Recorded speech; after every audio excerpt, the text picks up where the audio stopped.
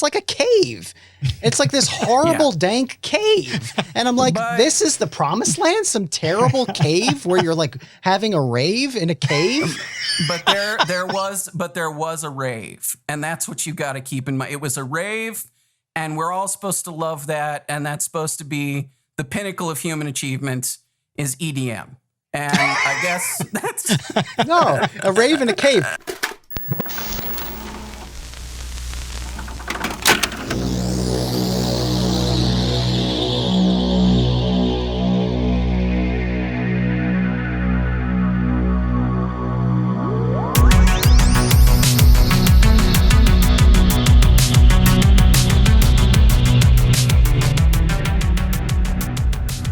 Hello there. Real quick, I wanted to record this kind of prologue to this interview that we did with Sean Malone, who is the director of media over at FEE, which is the Foundation for Economic Education, because in that episode, I really wanted to talk to him about kind of a disappointment that I have with Stranger Things, which is a show that I really loved the first season of and really did not love the subsequent seasons of. And I don't think that we got to the bottom of why I feel that way. And I think that I've gleaned a little bit of insight since then from this book, which is called The Science of Storytelling. This just came out. It's by a guy named William Storr. I would love to get this guy on the podcast. First, I have to finish the book. And I think you should read it too. Maybe we should both read it and then get him on the podcast to talk about it, because it is really good. That would be cool. That would be awesome to get really familiar with the work and then talk to him about it. And that was, we actually talked about that with a future guest about how rare that is to have people discuss a book with somebody when they've actually read that book. Most of the time, journalists or interviewers, they aren't familiar with the stuff in the book because it's not what they actually do. And they don't have time to do more than like read a summary of it or read the first chapter, the introduction, the end. Being able to go through a whole book and talk to somebody about it, especially on a topic as deep and nuanced as the science of storytelling, it kind of undergirds every episode we do, doesn't it? It kind of undergirds everything that humans do, which is part of this book and part of why I'm so fascinated with it. But okay, back to Stranger Things. Here is, after recording this episode with Sean, I thought about it a little more. A couple of things popped into my head, and then I want to read a passage from the very beginning of this book. So it's not spoiling anything. It's like literally like the first 5 pages. The first thing I realized after this recording was that my expectations for what the show were off. Okay. So from what the show was and what I thought it was from season 1 to what it actually is, this was not congruent. I was expecting it to be one thing. It ended up being something else. So if you love the something else and Stranger Things is your favorite show, that is awesome.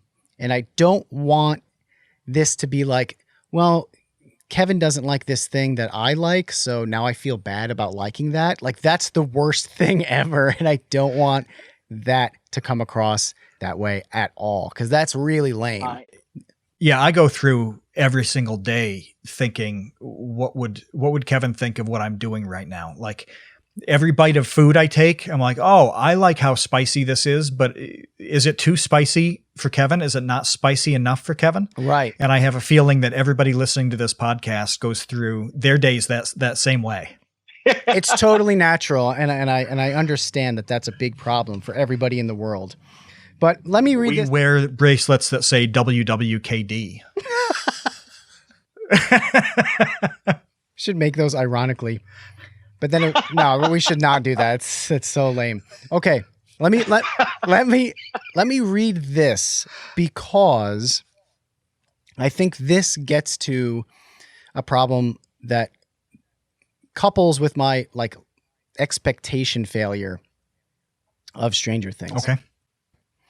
So the book says, I suspect that it's an emphasis on structure that's responsible for the clinical feel from which many modern stories suffer. I believe the focus on plot should be shifted onto character. It's people, not events, that we're naturally interested in. It's the plight of specific, flawed, and fascinated individuals that makes us cheer, weep, and ram our heads into the sofa cushion. The surface events of the plot are crucial, of course, and structure ought to be present, functional, and disciplined, but it's only there to support its cast. And I think that shows like Breaking Bad or like Mad Men support its cast flawlessly. And that's why those shows resonate so well. And that's why you can watch multiple seasons of this thing and you get to see the journey of Walter White becoming Heisenberg. Like that's a thing that happens over the course of time, and it develops and it grows and it blossoms. And, you know, you have to watch the show to see where it goes from there. I personally feel like I thought that Stranger Things was going to be that way, and I don't think that it is. I think that instead it's really a show about its set pieces and its kind of like its setting and its music, and it's about that stuff. And the characters are just kind of there to support, like, here's an homage to the Terminator, and here's an homage to Invasion of the Body Snatchers, and here's an homage to like what an 80s mall was like. Like, I think the show is more about those like settings and events than it is necessarily about exploring like the relationship of like Hopper to Eleven. Like, I think that stuff is there, but it's, to me, it's very surface level to kind of get to the exciting part of, you know, like there are evil Russians because it's the 80s, right? And, you know, Russians were the notorious, you know, movie bad guy. So we have to have that. Does that make sense? It does. And as you bring up the mall example, the thing that I liked the most about that, it was fun to see shops that I remember, and especially, you know, where we grew up, those shops were around way too late. So like when they were like hot in 1985, if they, you know, we still had them in 1995, you know, that was really cool. But the actual cool part of that whole kind of montage at the beginning was seeing Eleven shopping for the first time, and what it was like for her to see all these possibilities and be able to try different things on and like get a thrill out of looking different for 60 seconds and then trying something else on. Like, that was a moment that mattered in her character development, that all of a sudden she's like interacting with this huge world of possibilities that did not exist until now.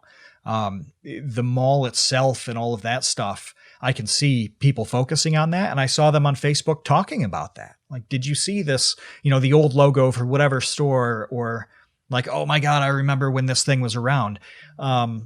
It's almost a distraction, you know, where it's like, yeah, but did you see the girl seeing like all manners of clothing in one place that she could put on for fun? Like, did you see that happening? And that's just a tiny, tiny little example of something being more about those characters than about the plot. And I can see why you would value the one thing over the other, and why other people would value, you know, that overall plot. Yeah. That's the kind of the realization that I came to after we talked to Sean, is like my expectations of what this show is were off. They were just wrong. And like, I totally get it now. Like, I totally get like seeing like an 80s, like a carnival or whatever is more of the point than kind of like exploring why, I don't know, anything about like will, or like we don't have to get into it, all over again, or like explaining anything about the actual like upside down. Like that's just not what the show is. That's what I thought it was going to be. It ended up disappointing me greatly that it wasn't that, but like that's now you know that's why. fine. Now I know why, and that's really what I wanted to know is why. I feel like you have this feeling of lightness and clarity about you. This is so weird to say, but when you're talking about it now, it's almost like you had this mysterious illness. You went to the doctor and you came back and you're like, now I finally know why my ears have been ringing for 7 months. And like he gave me a pill and now they don't ring anymore. Like your problem is gone now. And you look like, oh yes, all of the pain is out of your face, isn't it?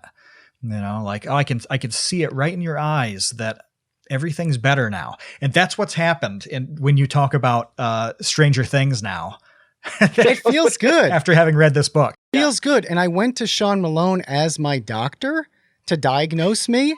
And unfortunately, like I wasn't, clear enough in explaining to him my symptoms. So he was unable to deliver a diagnosis. However, that makes sense. Going through that process with him was really helpful. Hearing from you and hearing from him kind of coming back at me at different things. And then also, again, just cracking open this book, I was just like awash in realization where I just felt, like it's a nice catharsis to finally, because it has been a little bit of a torment for me over the past couple of years of like, man, I thought this was going to be my favorite show of all time. And now I really don't care about it at all. Why? What happened? And now I get it. But again, if it's still your favorite show of all time, that's awesome. It's not, any fault of the show itself. The show is just not what I thought it was. And now I know why. And it led you to a better understanding of what's happening in these shows. It led you to a book that I'm excited to read and excited to talk about. I like this. I like this path. And I like the fact that you didn't nail it with perfect wisdom on the first attempt. Like you showed the way this process works. And it's actually exactly the same as a whole lot of videos work, isn't it? Like Vsauce 2 videos where it's like, I'm researching to this point, and then you get that "or is it" moment. And it's like, I've got to rethink this thing and I've got to rethink this thing. Well, like goes beyond the creativity side too. Like that happens with everything. That happens with me cooking. Like I will do like a recipe a certain way and just be like, why do I hate that? Like what's the little detail that I'm not liking? And it might take you a while to figure out, but then you get it and it's amazing. I love witnessing this process. So I'm happy now. I finally understand. Now you will get to watch me struggle, though, like without having that understanding, as we interview Sean, who is a friend and a person who loves ideas and talking through ideas and analyzing things. That's what he does on his great series, Out of Frame, which you can check out on YouTube. And without further ado, though, now I'm happy. I'm in a good place. Here is our interview with Sean Malone.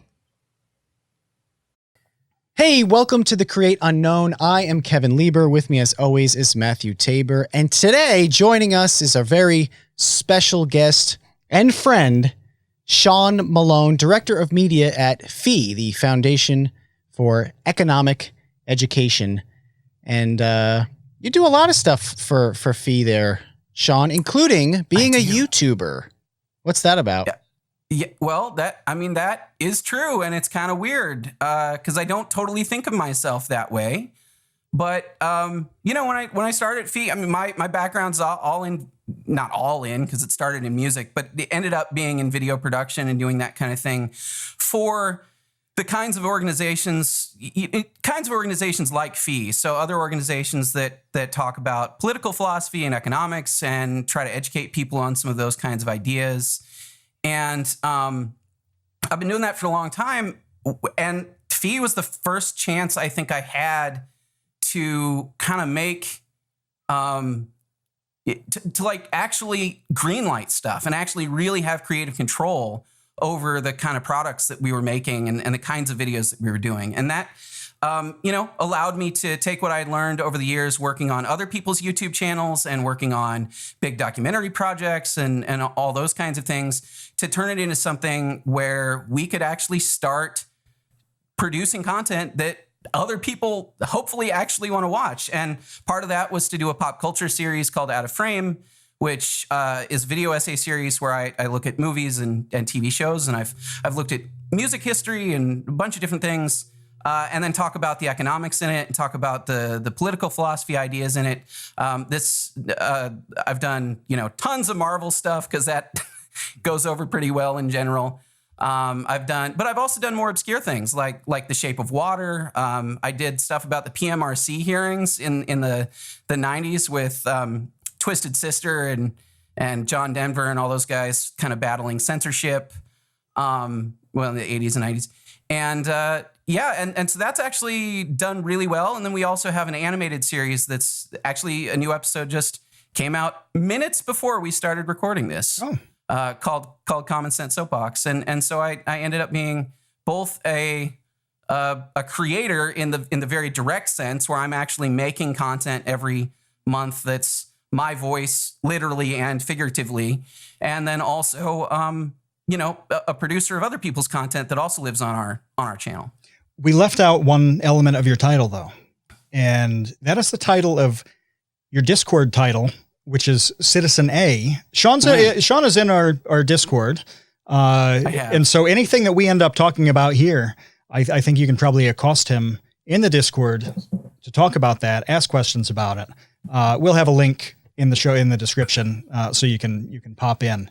But he joined Discord because of us, and this is true. And we joined Discord because of Carson. Yeah. So let's all just follow the trail of crumbs back to Carson being like the boomer whisperer. He's like the boomer whisperer for Discord and like folding us into what the kids are doing these days. But man, I listened to that episode with Carson and I'm blown away. And also to your guys' point, like smart, dumb humor and trying to figure out what I couldn't even begin to do most of the stuff that guy does. I'm glad that I'm not even trying to compete in that space. He would crush me so hard in all of that. He's so good at it. We were just talking about that earlier because you got some Quackity merch, and I feel like Quackity is in the same arena of just coming up with the funniest, cleverest, dumbest thing you could possibly imagine. He just had a tweet recently that went very viral, has 500,000 likes, where he is talking about how babies are useless because they don't pay taxes. That's the crux of the joke. Well, he's not wrong, is he? He's not. Well, there's an element of truth in every really great joke. So I want to get into a number of things. I want to get into being a creator, working with a foundation and the freedom that you have there. But first, I want to get into why I am mad about Stranger Things.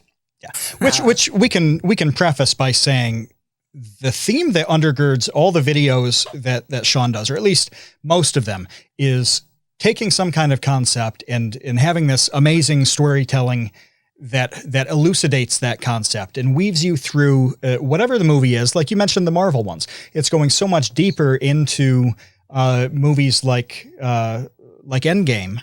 Where everybody saw them, liked them, talk about them, analyze them. That's awesome. But going a step further than that and presenting a concept with a heavy degree of storytelling so that you can spend 15 minutes on something you probably didn't think about when you watched that movie.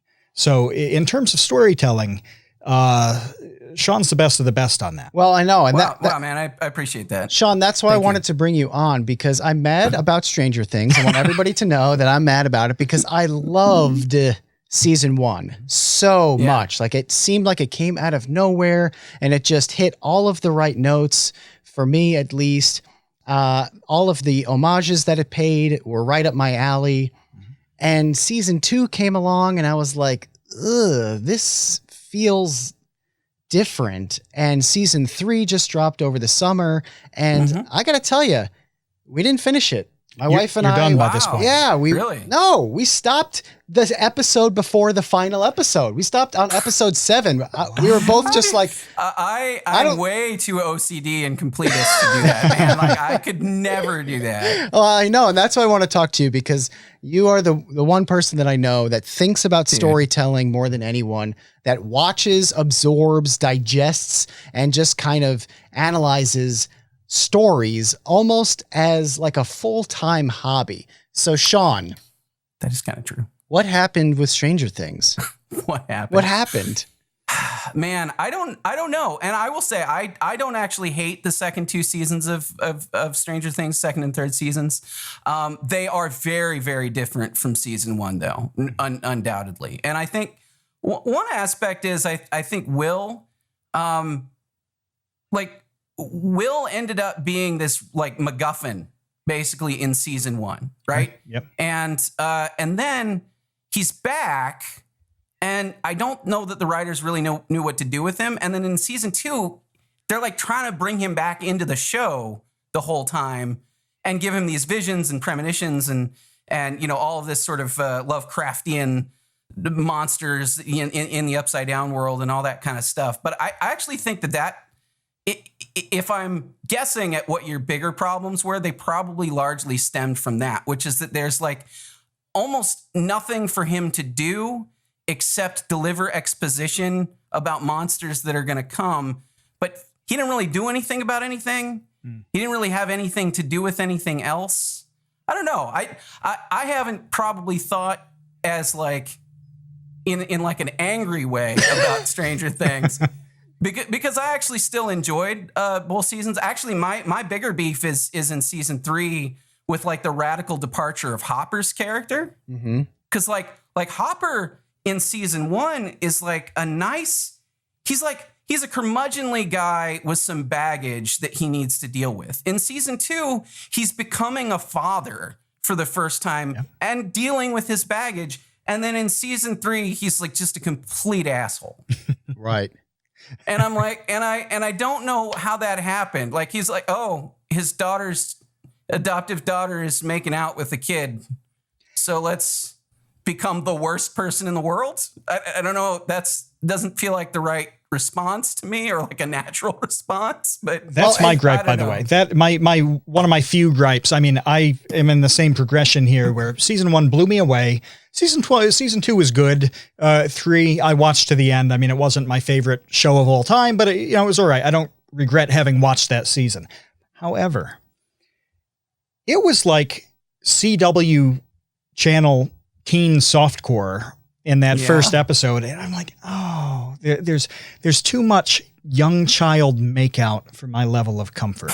And so when you're saying, oh, Hopper went off the deep end, what would I do in Hopper's scenario? I'd go off the deep end, because I'm looking at children making out every 2 minutes. They got away from that. And a couple, like second episode or whatever, there's no more serious 7th grade romance or whatever. You know what else I noticed in both season 2 and season 3, although then I did a rewatch of season 1, and I think my memory is just faulty a little bit, which is like the product placement and not product, but the nostalgia product placement, right? Like there was literally an ad for New Coke inside Stranger Things season 3. It was like 3rd, 4th episode in, and it's like, what are we doing with this? Like, this has gone way off the deep end. But then I actually, and then plus I thought like all the music choices, like all the needle drops that they did that were just the most like iconic sort of bad 80s music you could find, which by the way is like my wife's favorite stuff. She's like an enormous Def Leppard fan. And so like, she's just loving the hell out of a lot of that aspect. But then I went back and rewatched season 1, and I was like, they actually kind of did a lot of that in season 1 too. And I wasn't really paying as much attention to it. I think it's more in your face. It's like Captain Marvel doing Just a Girl in the battle, like the final end battle or whatever. And you're like, okay. Like little on the nose. Somebody was like, hey, I know the song that we could choose. That stuff annoys me so then, much. It was really on the nose. That was one of the things that upset me with season 3 is I felt it was so on the nose. You know what movie I turned off because of that exact reason, because of like on the nose music choices, was Suicide Squad. Oh my God. I stopped watching that movie because literally the music annoyed me. Because but you know the story behind that too, right? Like so the movie had been cut, and I think David Goyer had somebody cut it, and then the Trailer Park, who did the trailers that everybody liked, the super neon trailers, then came in and got asked, because I guess the movie was a total disaster or whatever, but they brought Trailer Park in to do a recut of the entire film.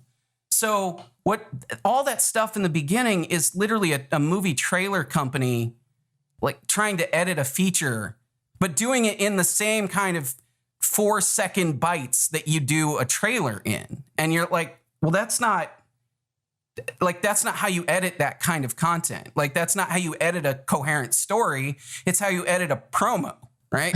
And yeah, to flip music literally every like 8 seconds in the opening of that movie, and to just bounce around in locations. It's like the most ham-fisted way of introducing. Let me rephrase. Introducing like images of people that you will later maybe think are characters, right? Like, you have no idea who they are or what they do or what they care about, other than the super ridiculously on the nose, you don't own me, but whatever, like all that kind of crap. You're like, oh, okay, she's badass. I got it. Okay. All right. So I want to point out to anybody listening, we didn't actually prep Sean with these topics. Okay. No.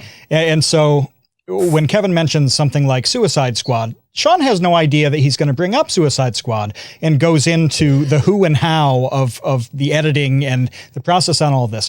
Welcome to the mysterious world of Sean Malone, okay?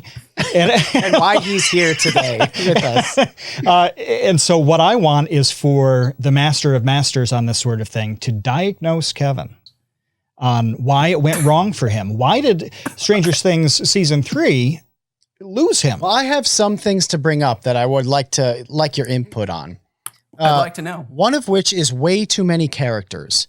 I feel like they introduce new characters without writing off old ones, and all of a sudden you have all of these characters, especially like the core gang of kids, where it seems like they're a baby gang of sorts. It seems like they'll sit around to diagnose a problem and then just almost go down the line and each have one line so that they have something to say, rather than actually having some element of their character be involved or changing, or actually have a motivation to be there or to be progressing the scene in some way. Instead, it's almost kind of like a paint by numbers. Okay, now Lucas says this, and now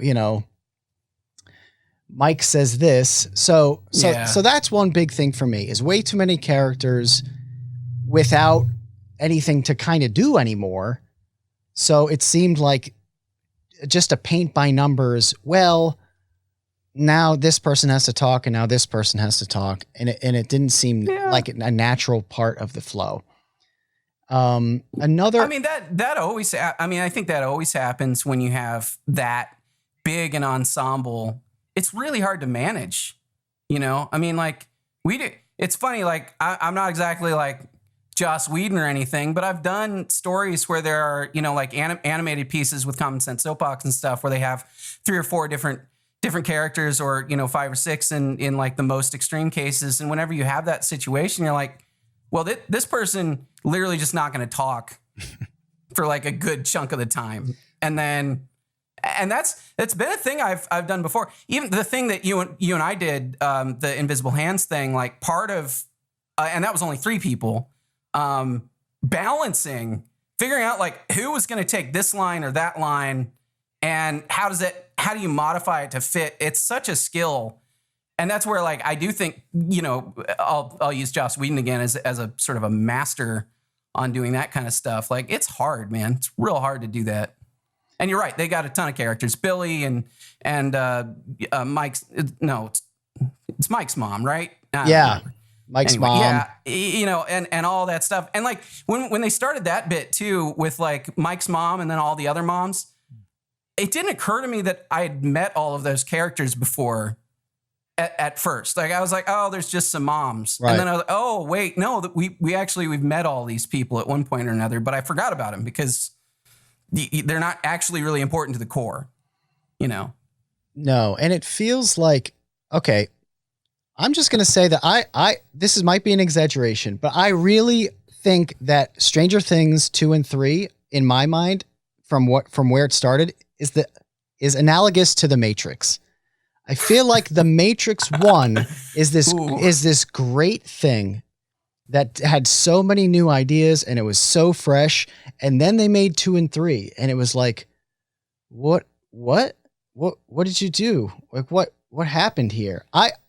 Them's fighting words, man. Like that's harsh. I know. Okay. It's harsh. It's harsh, but harsh. That's how strongly I feel about how much I loved The Matrix and did not like the sequels. I never even watched the third one. And let me ask you though, did you watch the sequels? Did you feel that way? Well, I guess you would have, because if you skipped 3, then you probably would have already hated 2. But like, did you feel, because I didn't really feel that way. Like I felt like Matrix 1, awesome, and I was perfect. I think we all are probably because we're old. It's like all exactly the right age for that. It's 1998, 99. 99, right? I think, Yep. yeah. 99. And I'm like a junior in high school or maybe a sophomore or junior in high school, or maybe it came out in the summer between the two. God, I'm 16 years. It couldn't be the most perfect demo for The Matrix, right? And also all the bullshit philosophy and all, like all of that kind of stuff. It's just perfect for where I'm at that age.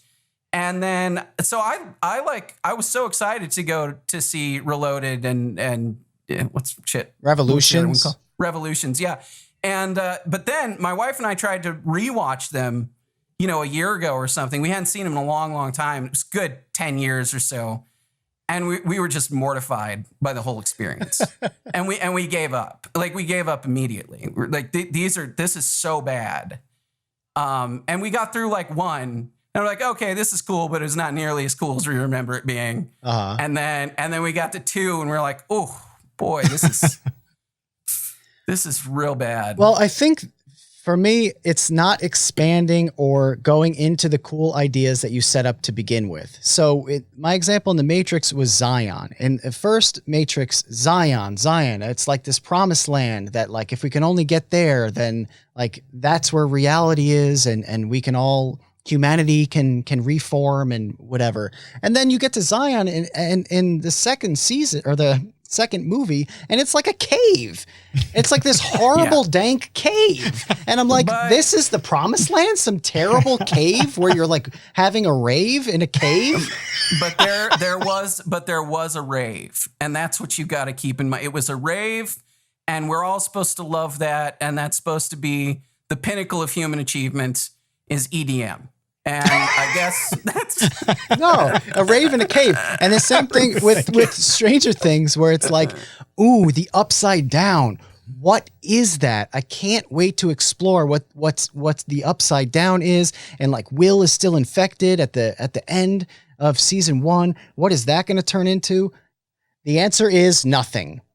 It turned into nothing. There is no exploration of the upside down. We have no idea what it is other than a boogeyman comes from there, I guess. I don't know. Who cares? Because here's an ad for new Coke. Like, it just seems so lazy what they did with it, where it's like they created this archetype in season 1 and then just copy and pasted it into 2 and 3 with different set pieces, where they're like, okay, in season 3, we're going to have like a Terminator guy.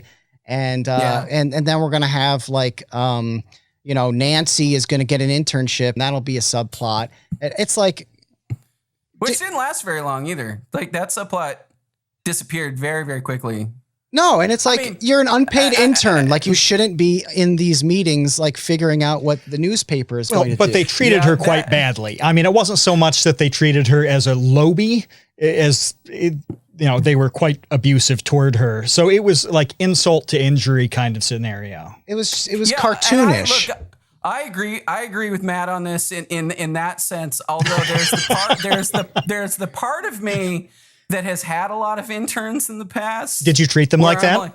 No, I would never treat anybody the way that Nancy got treated. But also, like, I will give people the side eye when they come in and they're like, "Hey, I've got all the ideas, and let me tell you how to do this." And I'm like, "You're 20, and you've never done this before,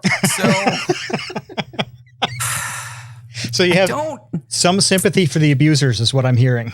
I just the slightest bit. It's not, again, but I would abuse the kid, I would abuse everybody in that situation to the same degree, which is like, yeah, I'm an equal gender, equal opportunity, like skeptic of interns being worth coming into a room and stating their opinions about things. Well, the idea that she shot out to wasn't crazy or insane. It was here's the thing, and she got heat for having the gall to ask, right? But yeah, so the idea she proposed was actually a pretty good idea for a local paper in a market that small. Sure. Yeah. And actually that maybe we can segue a little bit into the kind of stuff that we talk about, or that I talk about a lot anyway, is like, one of the things that Fee does, I think, really, really well, that I wish was advice that other people like just inherently understood or heard in their schooling and in their daily life all the time, is that like financial success and like just generally economic success as an individual like largely comes down to value creation for other people. And I think this is a crazy important lesson that I didn't get taught when I was a kid, that I don't think most people ever get taught when they're really young. And it's pretty basic in a sense, but it's like, if you want to get a better job, you want to get raises, you want to get bonuses, you want to get, and you want to start your own business, right?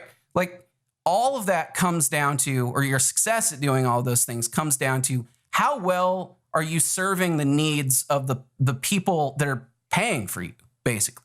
And if that's your employer, that's one thing. But also, like, as an entrepreneur, it's directly your customers a lot of the time. And the better you do that, at least in the context of a market economy that's relatively free, like what we have, then the better you do that, the more successful you're going to be in general, right? And we see this. I think the funny thing is, like, now we live in a weird world where I think everybody who comes on your show and probably listens to your show, like big YouTube fans, and they're into all this kind of stuff, and you can see it in this arena so directly, right? Like create value for your audience, and your audience will reward you, and not just like with views and clicks and likes and all that junk, but also like with Patreon subscriptions, and they'll buy your merch and all of those kinds of things, but only if you are offering them something that they really enjoy, and as long as you keep doing that, and Kevin, I guess that gets into your, in the hamster wheel conversation and all that kind of stuff. But like in general, the better you are at serving other people, the more likely it is that you're going to be successful. And that's actually, to the Stranger Things point with Nancy, I think the weirdest thing about it for me is like the people who work at the newspaper, like the Jake Busey, and all that. It's like they clearly have an ambitious, like smart person on their hands who's brought them what's potentially an interesting story, like whatever. But the idea that, but they're so incensed by the notion that maybe specifically because she's a girl, she would bring it to them and have the gall to bring it to them, that they're overlooking the fact that she's actually like adding value to the organization, which, happens in the real world, but also like over time. And like, that's actually a good instinct to have, is to come in and say, hey, I heard about this story. Maybe you guys, would find it interesting, and maybe our audience would find it interesting. But then, by the way, remember that you're an intern and step away and let other people whose job it is to make those decisions do it, instead of being like, kind of. overly zealous about it. It's the opposite. When I had an internship with Late Night with Conan O'Brien. Who? Conan O'Brien, Yeah, the television guy.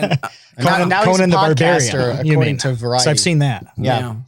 Anyway, his advice literally day one, when all of the interns come in, and there's like 25 interns, nobody gets paid. You don't talk to anybody except the intern coordinator. Okay. You don't talk to anybody except your wrangler, essentially. I'm like, not kidding. He said, the people who will be successful are the ones who put their head down and do their work. Yeah. That's what he said. That's what Conan O'Brien said to me. So that's an ethos that I have tried to live out in a lot of different ways. So that was part of my annoyance with the Nancy subplot of Stranger Things, where it's like the total opposite of what, Conan, who I consider a mentor, suggested was the path to success. Look, I get that too, but also I want to be clear, like to sometimes that is creating value for other people, right? Like, and this is where I was kind of, complaining or joking around a little bit about like interns that I've had in the past, and I've had some good interns, right? But I'll say the worst interns I've ever had are all the ones who get in the way.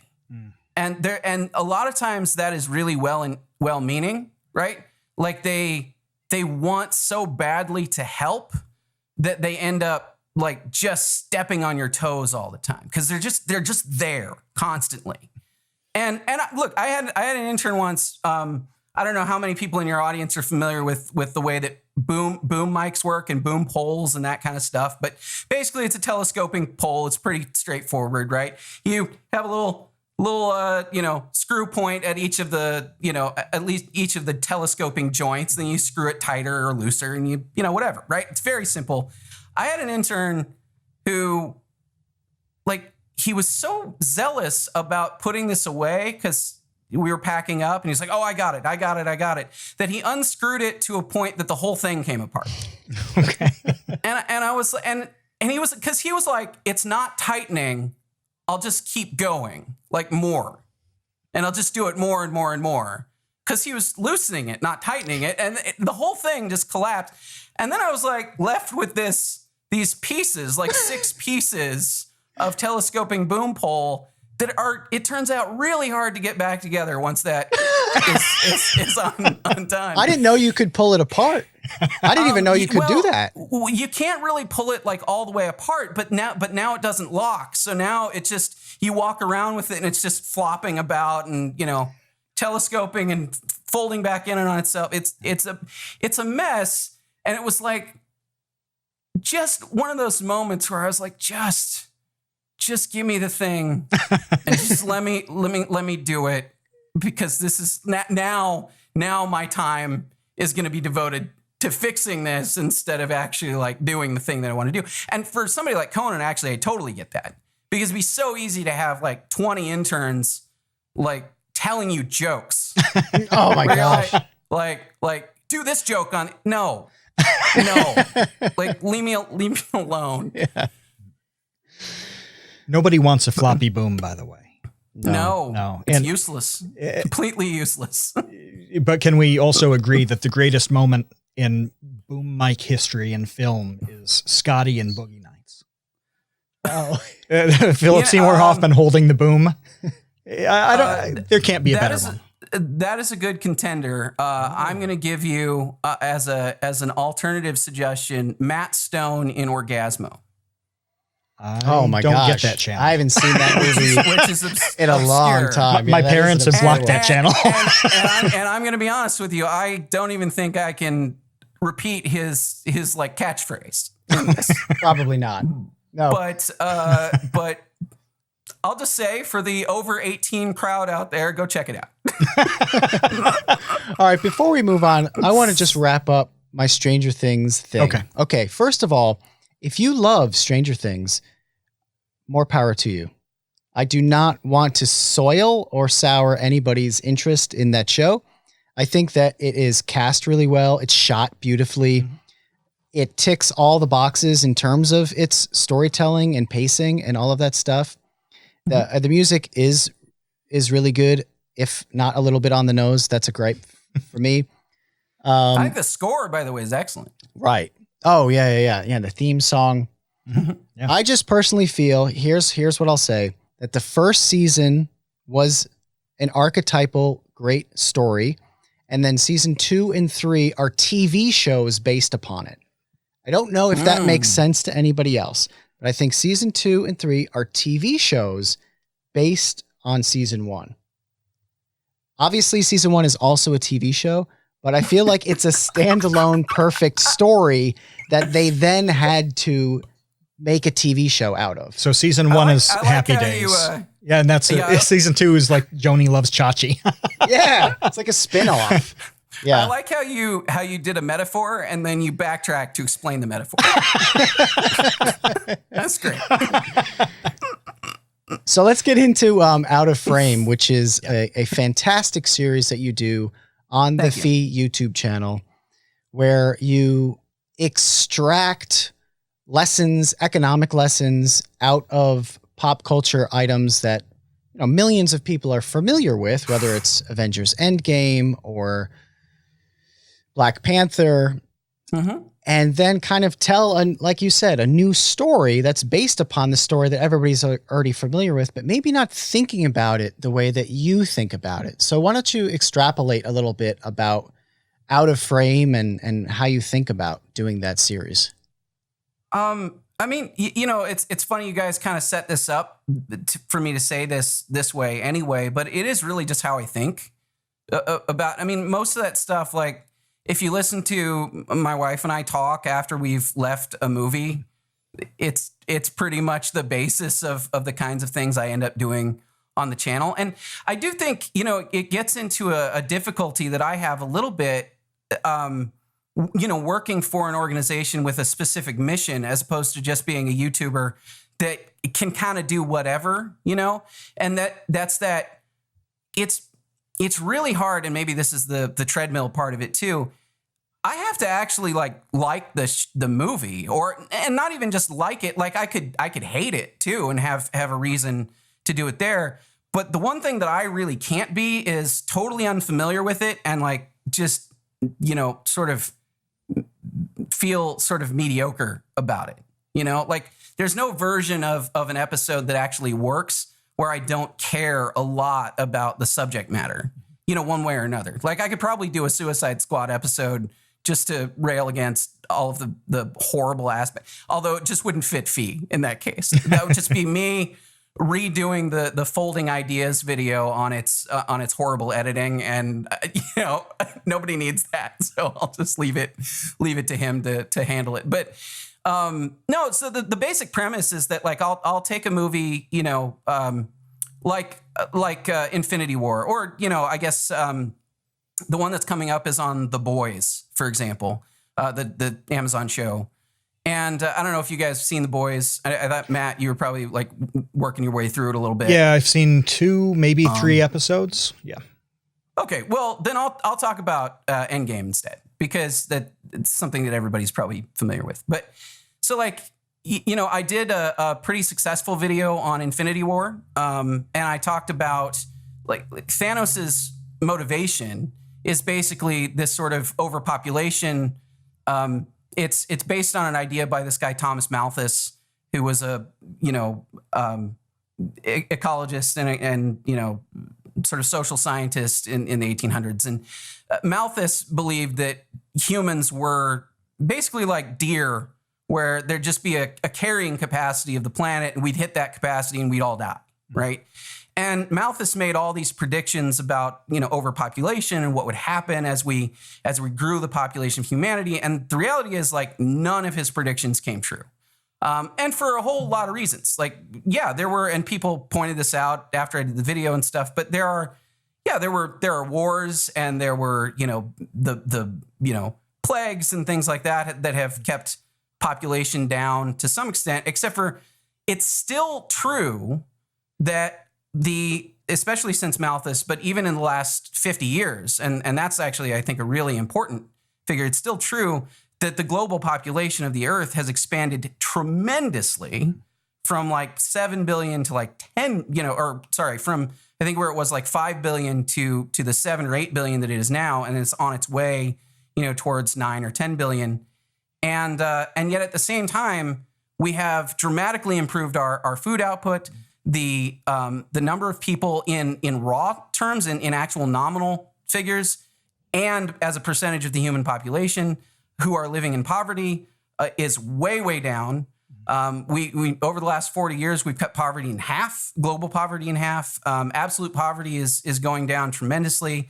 Child labor is down, right? Like there are all of these things that Malthus and sort of his heirs, I guess, people like, I also talk about Paul Ehrlich, who was an ecologist in the 70s who made a bet with an economist named Julian Simon, for whom a lot of the stuff that I talked about in that episode is modeled after. But, if it was true that overpopulation was the kind of thing that, or if the human population in general, as that went up in a sort of a linear way or even an exponential way, we were increasingly running out of food or we were running out of resources, then we would see exactly the opposite of what the world has actually seen over the last 30 or 40 years. And so I know that stuff. Like that's in my head already when I'm watching Thanos talk about how, he's got to genocide half the population of the universe, in order to make room for more people thriving. It really, that stuff sticks with me because I've thought about these other issues a lot for a long time. So when I see something like that in film, like my brain starts going like, well, first of all, here's a great opportunity to talk to people about that and to introduce people to some ideas that they're probably not super familiar with. I mean, this is true. Like there are studies that come out, and forgive me, I haven't looked up the most recent iteration of this, but a very small percentage of the population thinks that there are fewer people starving or in poverty today than 20 years ago. Like most people think that poverty is increasing, right? It's similar, like most people think that like gun violence and physical violence is increasing when it's gone down dramatically, right? Because frankly, I think that's what invades all of your consciousness from all the movies and the TV shows that you watch. You watch something like Elysium or, something like even Battle Angel Alita kind of has the same vibe to it, where there's like this stratified, here the rich people live up here, and as the earth gets more populated, everybody else is poorer and poorer and poorer. And that's actually not true. And the reason it's not true is because as we expand in population, that's more, the way that I like to say it is it's not just more mouths to feed, but it's also more minds to create and more hands to build, right? So we all come up with better and better ways of doing things. And then we end up with stuff like, Beyond Burgers and like boats that go out and pick up all the plastic in the ocean. And we stop using trees for everything and start using, the computer that, we didn't use before to replace all of the trees that we were cutting down. And it just, we can use fewer resources in general, and actually we can invent new resources while at the same time growing the population and end up with like a really pretty awesome world, as long as, people can be entrepreneurial and they're not under the thumb of horrible dictators and all that kind of stuff. And so that's, this is kind of a long-winded answer, but like this is what I think about when I watch something like Infinity War. And then because I did the Infinity War one and that did, I don't know, 750,000 views or something like that. And so then I got 8,000 comments on it, and I read a lot of the comments. So I was thinking, what am I going to do when Endgame comes around? And in the Endgame one that I just put out the beginning of this month, I talked more about environmentalism, and I talked more about how entrepreneurs, operating in basically free markets, help clean up the environment, actually. And then I also talked about Thanos sort of revealing himself in Endgame to be just a dictator and nothing else. Because there's the moment, I'm going to spoil the tiniest bit of Endgame here.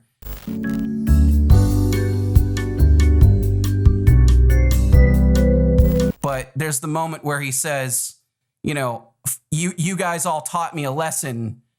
I'm going to go back to the beginning of the universe and make it so that nobody knows that I have wiped out, you know, trillions of people. And so that everybody will just agree with me on the next round, right? Which is just the most classic dictator move possible, right? And actually, if I can, to go into what I'm going to talk about with the boys, I'm going to talk about, you know, military contracting and the government as the primary buyer of large scale violence in the world. And it's actually a super dark episode, and I'm kind of worried about how it's going to do as a result. And also it's going to get demonetized really, really hard. But that's fine. But because, man, yeah. But one of the things I learned was that, like, in the Soviet Union, I don't know how many people are familiar with the term Lysenkoism, but this guy Mofrin Lysenko was Stalin's chief geneticist, and he was a lunatic. And he rejected standard genetic theory at the time. He had his own ways of doing things, and those things caused massive famines in both Russia and China and everywhere else that his ideas were adopted. But he did what Thanos is doing, which is, because he had these ideas and because he had power and because the state could imprison or murder people, he rounded up like 3,000 ecologists, biologists, and geneticists and sent them to prison because they disagreed with his you know, kind of kooky genetic beliefs, and you know, had a bunch of them killed and all that kind of stuff. But like, that is where Thanos sort of reveals himself, and thus I get to talk about, you know, obscure and kind of horrifying history of dictatorships as well. I don't know. That sounds super fun to me, but you know. Talking about the nuts and bolts of some of these things loses people if you don't wrap it into a story. And that's why I like your videos so much, because as I said a while ago, you make these narratives out of it, right? And that plays off the original story that you're talking about. But you mentioned something to me. We were on the phone a couple of weeks ago. Well, it couldn't have been that long because it was Mindhunter coming out. And you said there's this moment in Mindhunter, which I hadn't gotten to yet. And I'm glad that you pointed it out and gave me a heads up on this moment, because I don't think I would have realized it was there had I not known. But help me out with the two guys' names. Holden is the young one. Is that right? Is Holden the young FBI agent? Yeah. Holden's the younger one. Bill Tench. Bill is the old one? Tench? Yeah. Yeah. Okay, so they're at a mixer, a party kind of thing. And Bill is telling these fantastic stories about Charles Manson, and everybody around him is yucking it up. I mean, they're loving it. They're just really enjoying themselves, and it's super ruckus. And then Holden comes over and starts going into the real details about what this stuff means. And to all those people who were just having a great time, he might as well have picked up a cereal box and started reading the ingredients. You know, they shut down, they walk away. And in the context of what we're talking about now, that's precisely the difference between talking about something. Like, I can go to somebody and say, isn't it crazy that in my lifetime, 1 billion people in China alone have been lifted out of poverty? That's a nutty statistic to think about. Like, now, it's nuts. Now poverty in China is extremely low. And we grew up thinking, you know, with like parents telling you, like, clean your plate, starving kids in China would be happy to have that. Yeah. Well, now there aren't starving kids in China. Like, I want what's on their plate. To be fair, there are still starving kids in China. Right, but not to nearly the degree. China's not quite there yet, but yes. It's not 1987 anymore, you know? Well on its way. Yeah, so that's the big difference, though. We can talk about that stat, and maybe somebody finds it interesting, maybe they don't. But if that's woven into a story... By the way, Matt, if I can interject here a little bit, because this is the kind of thing that I think about a lot, is also, and this is crazy important for people to understand, that food didn't come off your plate. No. It was new food was created. Right. And new wealth was created. And so it's not, because that's a thing that I've been dealing with in comments a lot lately, especially the China stuff with, you know, everything that's going on with trade wars and tariffs and all that junk. But it's like, no, it's not zero sum. It's not like we had all the food and now China has all the food and now we're starving. Right. neither of us are starving anymore. Like, this is getting better and better and better across the board. But yeah, it's a completely insane thing to be able to say. Wrapping that up into a story, though, allows you to talk about these big conceptual issues. Like, you were able to talk about why Thanos has a problem with his philosophy. Why it's, and that the way you framed it in that episode was that he's not just evil, he's flat out wrong. I mean, that's a really important thing to talk about. And you could have run a bunch of numbers out and it would have sucked. It would have been terrible. Nobody would have wanted this at all. No, but you didn't do it that way. Least of all me, by the way. I mean, that's, again, I think, going back to what I said about my role at Fee, that's been different from most of the other places that I've worked. You know, I've worked for different kinds of nonprofits and stuff. And, you know, honestly, like, media to a large extent, you know, and I won't like call anybody out, but pretty much everywhere I've ever been, otherwise, media is sort of an afterthought a little bit. I mean, it's kind of like, we want to get this idea out, but we've written a white paper. And so what we would like you to do as the creative producer is to make the white paper like 10% less boring in video form and just present the white paper. And maybe we'll give you the economist who wrote the white paper, and you can make that person a talking head in your video and then overlay some animated charts. And you go, okay, I can do that. Like, I'm capable of doing that, but nobody's going to watch it. Yeah. And nobody does watch it. And look, Kevin, you are far and away better at this than I am in terms of like how you deal with math and really complex philosophical concepts. And like, to make all of that stuff entertaining, it's exactly the same problem, right? You could show people the equations, or you could show people the, you know, like the formal proofs of various paradoxes and things. But would they get anything at all out of that? You know, I wouldn't. Like, I would even turn it off, and I actually like challenging myself in that way, and I can't get through a lot of that stuff. Well, I think because we learn through stories and we learn through things that we are able to relate to. So I think that's why Out of Frame works so well, especially when you're tackling these big blockbusters, because you're meeting people halfway. You're not forcing some sort of concept or topic down their throat. You're saying like, hey, all you people that are already in this boat, I'm going to sit next to you in your boat. And I'm going to bore you with philosophical conversations. I'm going to do my best not to bore you while we're in this boat together. What do you think? Yeah. So, you know, you work for a foundation and you've worked for others in the past where directors or whomever, donors come in and they say, hey, make this really dry thing into something that's exciting in a video. What do you think the disconnect is then between you knowing how to do that properly and them not understanding how to do that properly? Like, where's it going wrong? Man, that is like the $24 million question, to be honest. And because, you know, because I do have these conversations with donors, and again, I'm not going to like call anybody out on any of this stuff, but I've been at events and things with potentially big donors who all have an idea. You know, like they all have their own, like, if only we could make this TV show, or we could make this movie, or if you could make this YouTube video, like this idea would get out into the world and we would love it. And it's almost invariably like the worst idea I've ever heard. Is there an example that you would be comfortable sharing? There's got to be somebody that threw you an idea who's dead now. You can't throw them under the bus if they're already buried.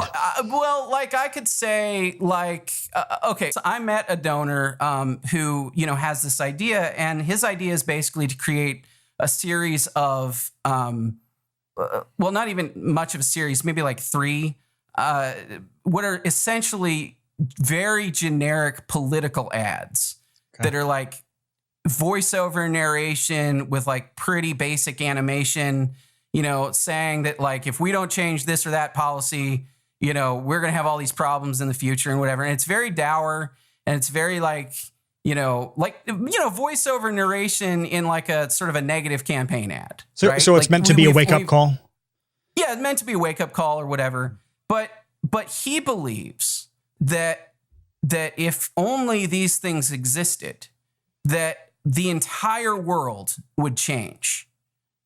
And I'm not really exaggerating that much about that. Like, he really believes that, like, if we could just make these things written in this way, in this format, like, everybody would wake up to the problems of, let's say deficit spending or something like that, where you just go, but the reality is, like, literally nobody's going to watch this unless you put a, $50 million ad campaign behind them. And honestly, like, they're not even made well enough to go through that process, right? Mm-hmm. So you're not even going to be able to meet broadcast standards with any of this stuff. So nobody's really going to, or you could do it all online, and But I think we all know this, and as creators, I think we all have this experience where it's like, you really can't force people to watch a video, no matter how much money you throw at it. Like, you just can't. Like, you can like push your video to be seen by a lot of people, but you can't make them click on it, and you can't make them stick around for more than 2 seconds. Yeah, that's the big one. You can't make them stay, take it seriously, do at the end whatever you hope they do at the end, whether it's subscribe or like adopt a pet or whatever it is. I think that just look at Hollywood. Just like forget YouTube. How sure. Look at all of the Hollywood blockbusters that flop, where they spend literally hundreds of millions of dollars to say, please watch Kevin Costner in Waterworld. It's going to be awesome. And everybody's like, wait, he drank his own pee? Like, I don't think this. I like that that's the meme out of that movie, is just like one little moment of pee drinking. And that's all anybody remembers. It's hard to forget. It's hard to forget. It's etched in the collective unconscious. But look, this happens all the time in Hollywood with lots more money than anybody on Facebook or YouTube has to throw at. Oh my goodness. And I don't want to say, like, I'm sure that there's some big data people out there who feel like they've really got the code cracked or whatever, but I don't get the sense that they've gotten much better at it either, because there's, stuff like Men in Black International that just came out that tanked, you know what I mean? And the X-Men, X-Men, Phoenix saga thing that just tanked really hard. And you're working with brands that have tons of initial name recognition. They've got major stars. I mean, Tessa Thompson and, Hemsworth in Men in Black and stuff. And like, you're not, and yet even that with $100 million of advertising behind it can still bomb. Like, what exactly do you expect your, like, the thing that you made for $2,000 that you're willing to put another $5,000 of ad money behind? Like changing the world. I expect it to change the world, apparently, if you're that person. Like, good luck. The thing, and I'm really not joking about that. Like I've talked to these guys a lot, and they really do have that big of an expectation with some of this stuff. And I think a lot of it comes down to, it's funny. I mentioned to Matt, I'm gonna call out somebody. So, oh boy, forgive me for, it's been a long time. He won't remember who I am. Oh, okay, good, good. But he's, if he hears this, I don't, whatever. There's this guy. Then we'll have him on to talk about it. Then we'll have him on. There's this guy I mentioned to Matt yesterday in a sort of obscure way named Bill Prince, and we'll just use Bill from now on. Bill was so I got to go back a little bit. So my background, as I said at the beginning of this, is in music, and I have 2 music degrees, and I worked as a music supervisor for a commercial house, and then I went to work for Barry Manilow's company. It's called Stiletto Entertainment in Los Angeles. And it's mostly like a music and show production company. They do his big Vegas shows and all that kind of stuff. But they also contract with people like Holland America, cruise line, or they did when I was there, to run all of their live shows, on board the ship and all their live entertainment. So I was responsible for 4 ships and all of the live instrumental performers who are on the ship. So I didn't do anything with like the Broadway type shows other than the backup band for those shows. But also I oversaw the pianists in the restaurant and the jazz bands and all that kind of stuff. Bill Prince is the director of entertainment at Holland America, and Bill taught me a lesson sort of unwittingly that I have never forgotten, which is he wanted to. He had a problem, and it's a legit problem, which is that he had bands on all of these different ships, and they had 12 or 13 of them at the time, and he had all these different bands that were all playing different music to varying degrees of quality, right? Because what would happen, as happens, especially when you're out in international waters and no corporate manager can tell you what to do, is somebody will come in and request a song, and if you're a little drunk or you're just ballsy enough to do it, you go, sure, why not? We'll take on, Come On Eileen or whatever, right? We'll give it a go, and we'll honor your request. Because you're thinking, hey, here's somebody, they're at the bar, they're buying drinks, they're having a great time, they're listening to us, why not?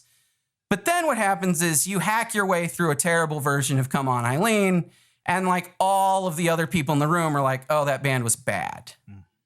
So Bill had a legit problem to solve, but the way that he solved it, I will say, well, I'll get back to it. The way that Bill solved it, I'll tell you how I would solve it. Okay. But the way that Bill solved it was by creating a book of arrangements that was about 300 songs, but they were all the songs that Bill liked. Like, he didn't care what the audience thought. He was just like, these are all I'm rich, important guy who runs all of the entertainment about this whole company, and I will just decide what songs everybody gets to listen to on the ship. Now, my solution, and it literally was what I was doing at the time, was I would be on the ship, and I asked all of the music directors of all the different bands to take request cards and then give them to me so that I could see if this was my hope anyway at the time, was to see if was there any kind of overlap. Like, did all the people on all the ships request, like Wanted by Bon Jovi or whatever, right? And probably yes, right, at some point. You'd be able to build a good database out of those requests. That's pretty sharp. Yeah. And so that was kind of the idea, is like, why not actually just listen to the audience and see what the audience wants, and then, do our best, right? Like, we still need to limit it. We still need to figure out what songs, we still got to get them all arranged and, limit the book. But like, why not base the limit on like your most requested music, right? That would make the most sense to me. But Bill didn't care. And so this stuck with me. I mean, this was 10 years ago, and it's always stuck with me because the way that I think about what I do now is always thinking about like, well, what do people like? What's the most likely thing that people are going to want? And if they leave me a comment or if a lot of people leave me the same comment, like, I'm going to pay attention to that, first of all. But also it gets me back to the donor question, which is like, those guys they're like rich dudes who are way outside the demographic that you're trying to reach. And that's cool. But like, so they're already a little bit out of touch, but then also they don't seem to be interested in asking the audience. Like, they have a message that they think is really important to get across. And it's so important that whatever method they want is the one that we have to go with. And it's always been a weird battle, and I think it's a dangerous aspect of the nonprofit world, especially, where you're sort of beholden to donors that maybe don't actually understand the target that they're trying to hit. And then how do you communicate that to them? And I honestly, if somebody else has a better, like, has great advice on how to communicate with those guys, like, how to listen to audiences, like, I would love to get better at that, because it's very difficult. So we're going to play Chopped here for a minute, and I'm going to throw 4 things at you, and you're going to make a meal out of it. So do your best. Boy. Okay. All right. Because you've talked about a few different things, and all of them are things that new small creators deal with constantly, or people who are not small or new, but they're doing a new thing. All right. So you mentioned this, I will do something. Everyone will recognize my brilliance. And that's it. That's all I need. And I think of that, this is an older reference, but in the movie Field of Dreams, the money quote there is build it and they will come, or build it and he will come. And that mentality seeps through everything, where it's like, if I just do this one thing, I'm going to have 1 million subscribers or make $1 million or whatever. And there's actually no evidence probably that any of that's going to happen. And the reason that movie is so good is because it never actually works that way with anything ever. It is the field of dreams, to be clear. So, and it's also about ghosts. So, whatever. So you've got that kind of thing. And then you're talking about getting feedback, getting data points, all of this. What do you do when you're starting something out? You don't have data because you don't really have much of an audience. Going back to the episode we did weeks ago in terms of taking feedback and advice, at that point, the only people who are around you are probably ones who are encouraging you. That advice may or may not be valid. How do you do this? How do you proceed smartly, efficiently, without any of those mechanisms in place? Because you have a lot of them. You get 8,000 comments on that Thanos video. You can see how it plays out. Yeah. You know, Kevin gets lots of comments on every Vsauce 2 video. We get comments on this podcast. But what if we didn't? What if we didn't have any of these things? How do you not suck? Well, okay. So the very first thing that I did at Fee, well, there's a lot of like really early stuff. Like I was, talking to everybody in the organization to try to get a sense of the overall vision and like the brand. And I redid the brand standard guides and all that kind of stuff based on what everybody I was hearing internally was saying. But I also reached out to all of my friends who were themselves good creators. And look, I already had a lot of experience doing this. I started in music, but let's say from 16 to 22, I was basically an amateur musician. And then I was from 22 on, I've been paying for my life, more or less, by creating stuff, either as a musician and composer or as a video producer in one way or another. So I have a lot of experience, many, many years of experience doing this kind of stuff. But even then, I was like, I wanted to get all of the people that I respect the most and whose work I think is the best that I know personally. And I want to get all of them together and I want to run ideas past them before I do anything. And so I started talking to folks then, and I'd be like, okay, I've got this idea that I'd like to do this, this, and this. And what do you guys think about that? Or I would, make an episode of something and be like, what are your thoughts? What can we do better? Tear this apart. But it's really important to get that kind of feedback. And I really super strong believer in the idea of getting it from people who actually have really good experience doing what you're trying to do. And honestly, the more I've thought about getting lay person feedback, the less I'm interested in it, especially at the early stages of stuff, because you'll get some good insights. You'll get whether or not, somebody will tell you whether or not you're boring them to death. Right. And that's actually a good insight. Right. But they can't tell you how to fix it. They can't tell you what to do to not bore them to death, and all of your really talented creator buddies will do that. The other thing is being radically honest about that stuff. So to your point about people being, oh yeah, that's great. Find people who will really pick it apart. I've got some filmmaker friends and some screenwriter friends who will pick stuff apart. And now, by the way, just full disclosure, Matt picks my stuff apart. I'll send Matt scripts for Out of Frame episodes sometimes, and Matt will read them and give me really good notes on a lot of that stuff. And most of Matt's notes are exactly to this point. How do we make sure that this is not boring to people? Yeah. Yeah. And that's mostly what you're focused on. And I appreciate that, because there's always a little bit of this, there's like a, gut check aspect, but there's also like a dummy check aspect of it where it's like, did I just like do something really stupid and not see it because I've been staring at this for 3 days? Right.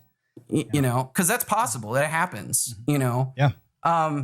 But that would be the first step is like get a community of other creators who are really good and go talk to those people. And then start putting stuff out there and see what happens, and also I got to almost quote Jerry Seinfeld and Eddie Murphy just did an interview that I saw with Joy Reid the other day. It's real new. It's like brand new, and you can find it on YouTube, which is where I watched it. But Jerry the audience asked the question of like, how do you work with writers, who don't necessarily get your style of humor? And Jerry's answer, which I thought was really, really good, was basically like, just ignore them. Like, just believe in yourself.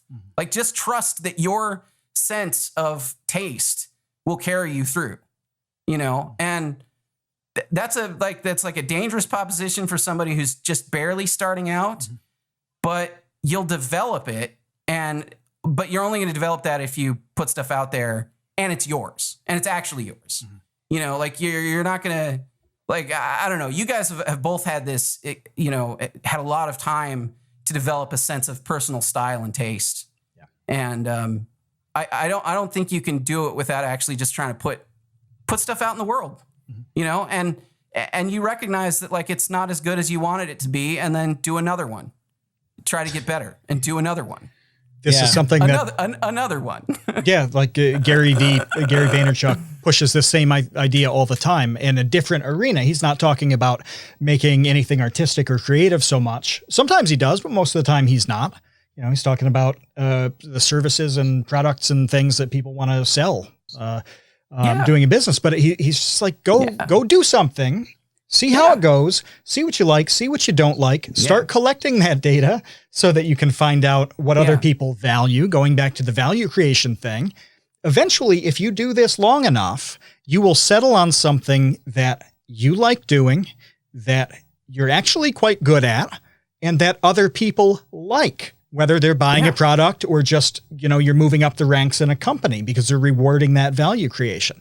You can't do any of that on paper. You can't plan any of it out. You can maybe do that and see how it goes and constantly readjust the plan, but that plan itself is meaningless. You have to go do it. Yeah, and I'm a big fan of really thinking through what I'm doing, but when I think about planning, I'm so acutely aware of the fact that my plan is going to be derailed the first moment I start implementing it. And so I'm a big fan of being prepared.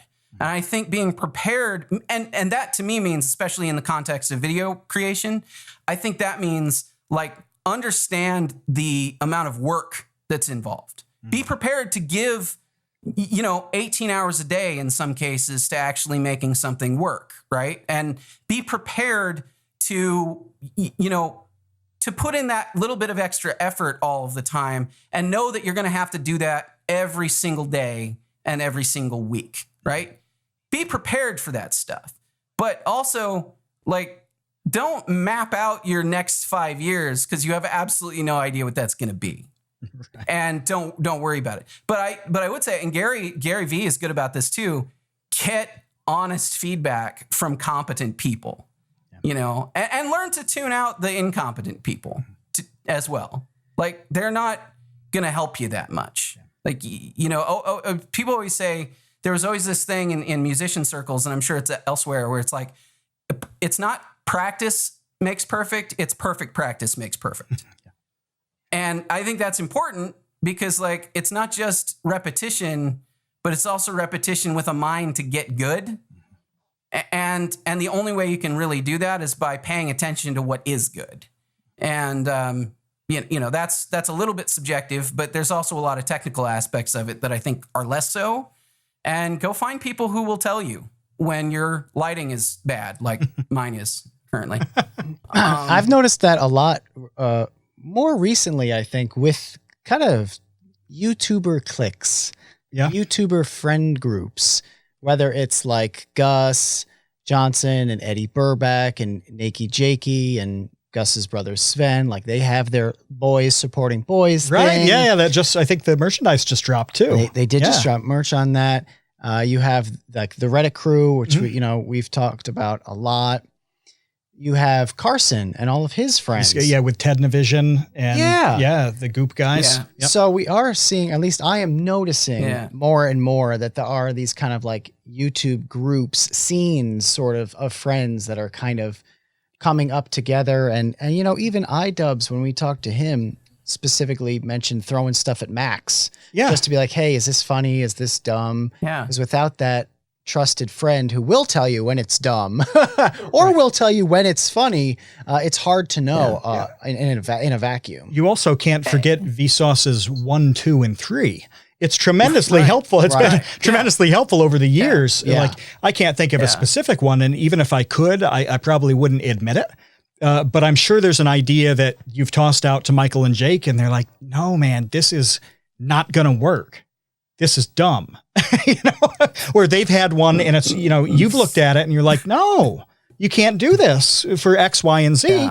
And then thank God it doesn't happen, you know, and other ones, like I know we talked to Michael about paradoxes at one point, and he was really helpful saying, you know what, you can do something unique with this, that, you know, here's what's been done. Think about it in a way that hasn't been done, you know, and having that direction, that nudge there, getting some positive feedback like that's invaluable. You guys reminded me of something too, which is that like all of the, like the people who are like non-creators who will give you advice. One of the things that's the biggest problem with that to me is that they don't actually know what's possible. And also I think it takes a lot of practice to get good at visualizing different scenarios for how a video could go, right? So I've met a lot of people who pitch an idea, and this happens with like, I told Matt before we were coming in that I wasn't going to bitch about marketing people at all, but here I am a little bit. But I've had this with marketing people over the years where they have an idea in their head for how something could look or could be or some video that they want to do or whatever. But they don't have the tools necessarily to articulate what that vision actually is. And so as a result, they're like, there's the creator who's actually being tasked with executing this thing. And then there's the person who's got the vision, but who can't communicate the vision with the creator, right? And that is a massive problem, especially because if they communicated the vision, sometimes if they communicated the vision that they believe is in their head, it would be an infeasible project for a lot of reasons, right? Like it might be like crazy expensive, or to get the shot that they want, you'd have to fly a drone in like a no-fly area, or, you know, like there are all kinds of things that you understand as somebody who is day to day actually doing the work.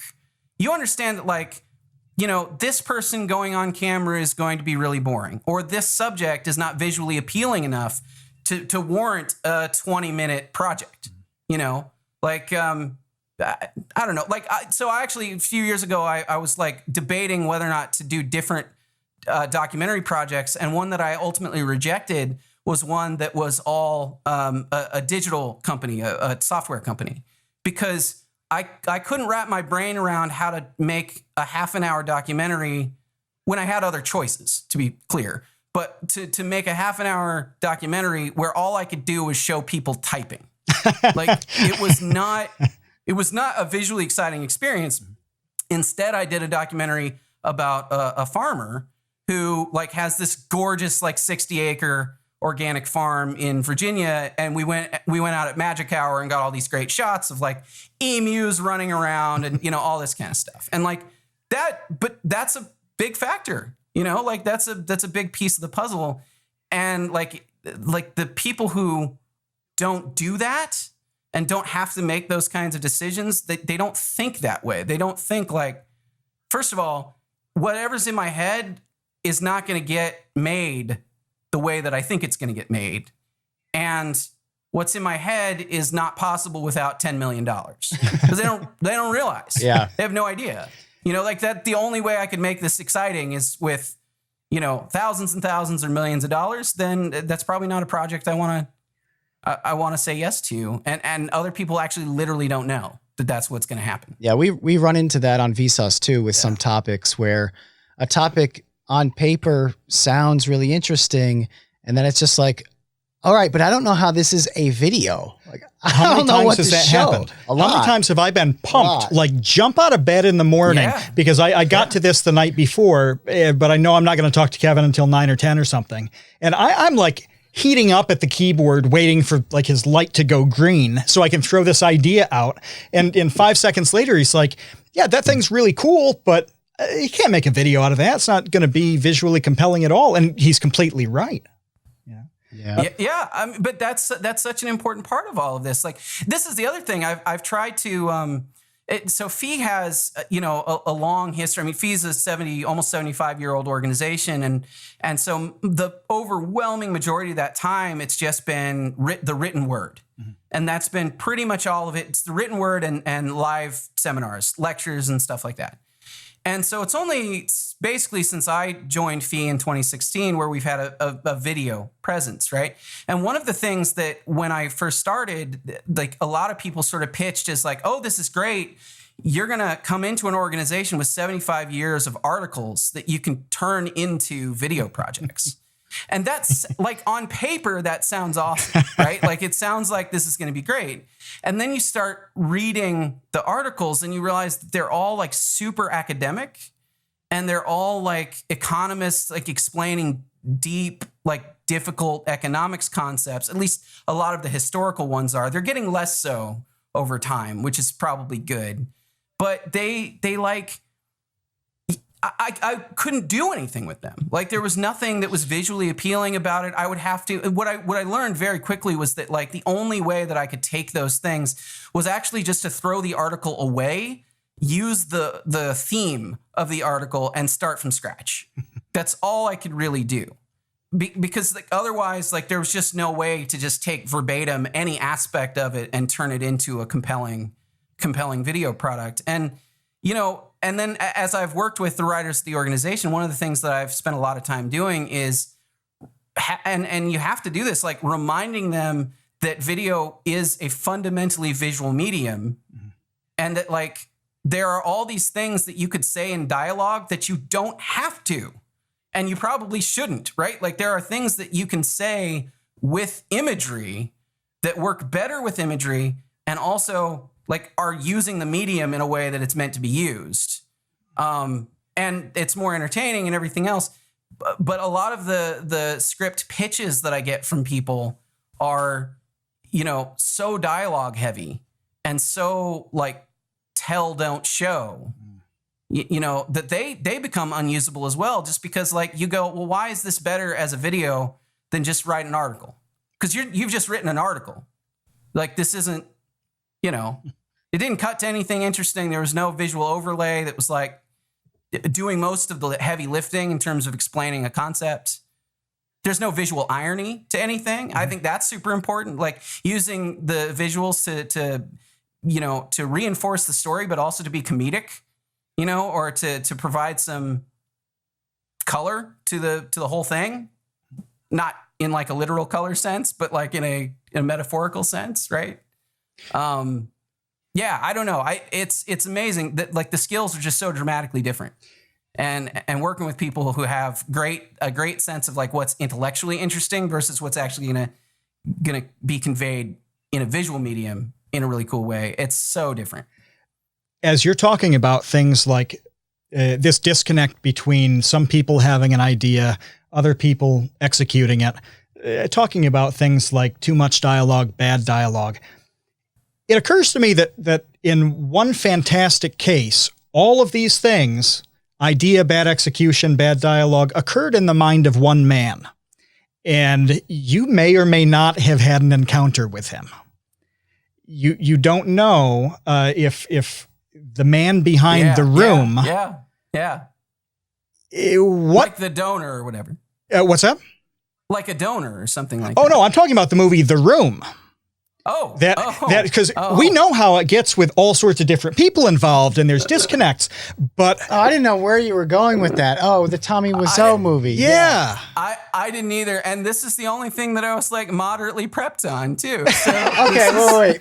Let's get into that on the other side of the wormhole, though. So we have to go through our Patreon wormhole at this point. Can we tease? Can we talk about what else we're going to talk about too? Because we have really good things with what it's like to take sometimes very boring concepts and make creative things out of them, like principles of economics. Like that's hard to do. And what else did we have? Well, James wanted to know a little bit more about your experience kind of dealing with hot topics in economics or maybe politics in a way that will bring people to the table and doesn't turn into this kind of mob mentality thing where people are just kind of like shouting at each other and nobody's listening. I think that you are uniquely qualified to talk about that with a lot of your experience on fee. And also, and I don't know if this was an extension, of James's comment. Somebody asked why people are so hyper confident that they know the right answer with economic stuff in a way that they aren't with other topics. Like their convictions are so strong, regardless of what side they're on. They're just absolutely certain. And somebody asked why you think that is. And I'd love to hear that answer. I have thoughts. Okay. So we'll get into it. We will get into it. We're going to hear those thoughts on the other side of the wormhole. That wormhole exists at patreon.com/thecreateunknown. For everybody else, thank you, Sean Malone. Check out Fee. Check out Out of Frame. Mm-hmm. And until next time, see you, Space Cowboys.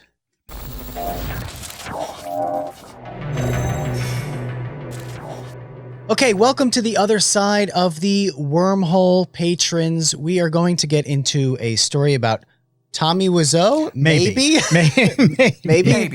or not Tommy Wiseau.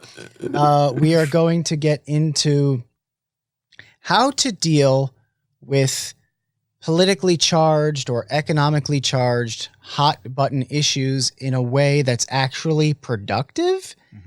And you're the perfect person to talk to on this, Sean, because I don't know how you do it, man, but you seem to do this all day long with people on Facebook with the patience of, I would say, a saint, but what's like better than a saint? What's super beyond saint. that? A super saint. Yeah. I don't know how. A super saiyan? A super saint. Super saiyan. Yeah. With the patience of Goku. So it's not Dragon Ball. Can I not? But I don't know how carpal tunnel hasn't ruined you or how you haven't had like 7 or 8 aneurysms. So either one. The carpal tunnel thing, man, I'm surprised myself, to be honest, because I write a lot in addition to doing that, and it's amazing. I have moments where I have to like back off, and I've learned how to voice type a little bit better in the past. But yeah, that's a danger, man. It's a real danger. So tell us about Tommy. Oh my God. Yeah. Okay. So this is a ridiculous story. I have no idea. I really don't want to present myself as having known Tommy Wiseau, but I will tell you this story, and your listeners can make up their own minds, I guess. When I went to graduate school in New York for music at New York University, and while I was living in New York, I started a group called the New York Film Collaborative, which actually I think still exists. It was a group that my friend and I started on Meetup. The reason that we started that group, and by the way, the purpose of that group was just to get, like no-name filmmakers, like people who wanted to be involved in the creation of film together, meet up, maybe make something together, basically. And I wrote, we did the whole thing. Like I wrote bylaws for it. We did, it was a real group that we grew to, a couple hundred people, and then I left, and it's gotten bigger, but also kind of less real. I don't know if they do anything anymore. But the reason that my friend and I, my friend Jessica Willis, I'll give her a little shout out. We started this group because we had joined another filmmaker group with this guy named Tommy, who was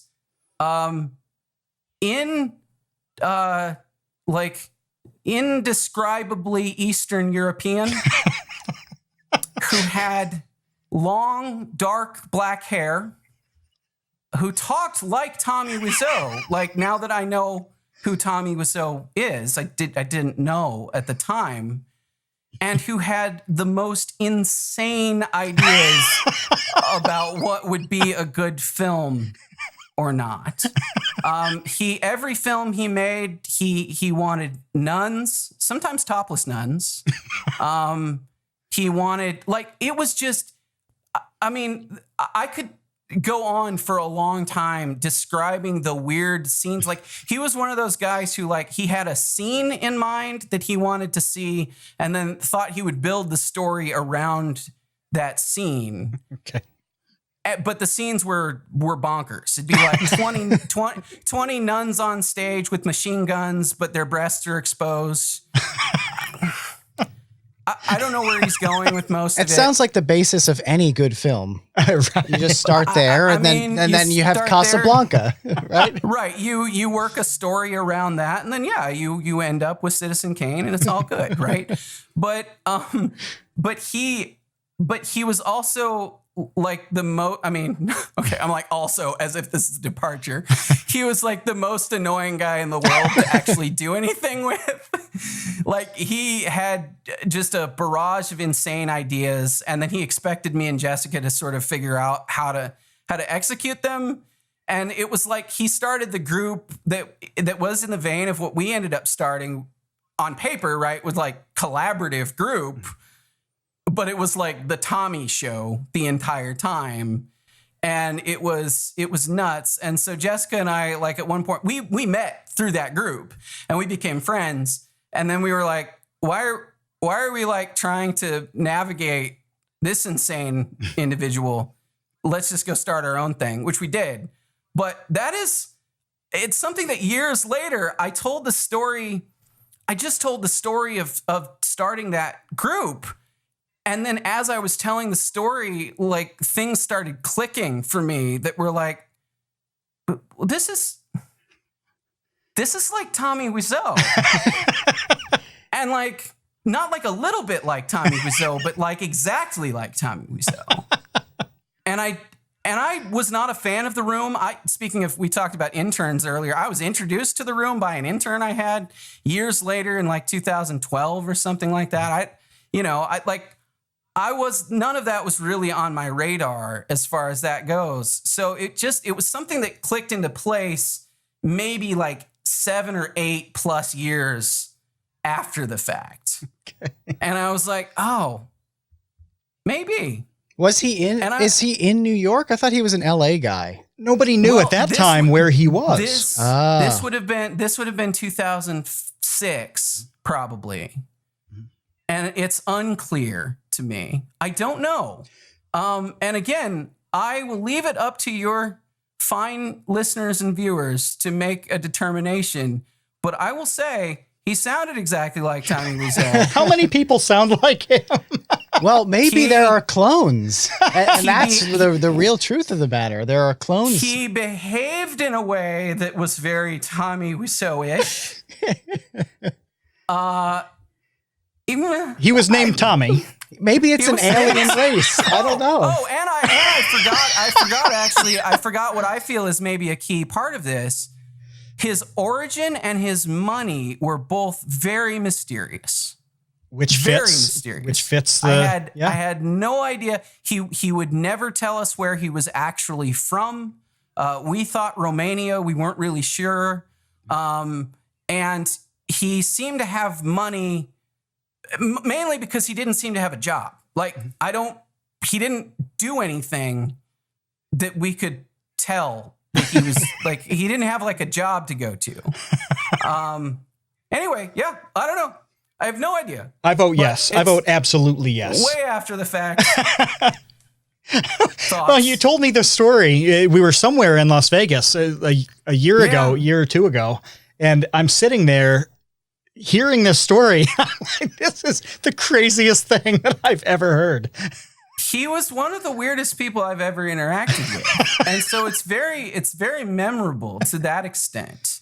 But also, like, at the time, it was just a super annoying guy that I didn't want to work with anymore. Yeah. So it wasn't like I was thinking like, oh, this will make a great story 10 years from now. Right. Like I was going like, Jess, why are we doing this? Like, let's get the hell out of here. Like, let's go actually make something that isn't, bonkers, like wet dream that this guy had that involves like, 37 extras and, like a camel or whatever. Like, I want to go like make something that we can actually make that isn't bonkers. And, and the funny thing is we never ended up actually making anything. We what I learned from doing that group was actually how hard producing was, which was like a great lesson for me. But also like, I don't like have anything but the fact that you can go to meetup.com and look for the New York Film Collaborative and find, and I think the logo that my roommate made at the time is still up there. So like you get like a 13 or 14-year-old design for your troubles if you go find that place. Well, Tommy Wiseau made something. So I mean, he got something. He got his Sean Malone and his your friend there he did indeed to follow him to create the room. Just for a bare moment, but yeah. Let's answer James. James had a question from the Baby Gang about dealing with hot button issues. And I know that you have some insight into this. And I think that a lot of people listening probably would love to learn like how to be better about having these discussions that get so volatile so quickly. And it's just such a terrible part of internet and social media are some of these arguments. It's really tough. And it's something that I think it took me probably 5 or 6 years to even start figuring out how to do. And then it's taken me ever since. And that was whenever I joined Facebook in like 2007 or something like that. And like, I think I've been honing the skill ever since. And I think where it starts for me is,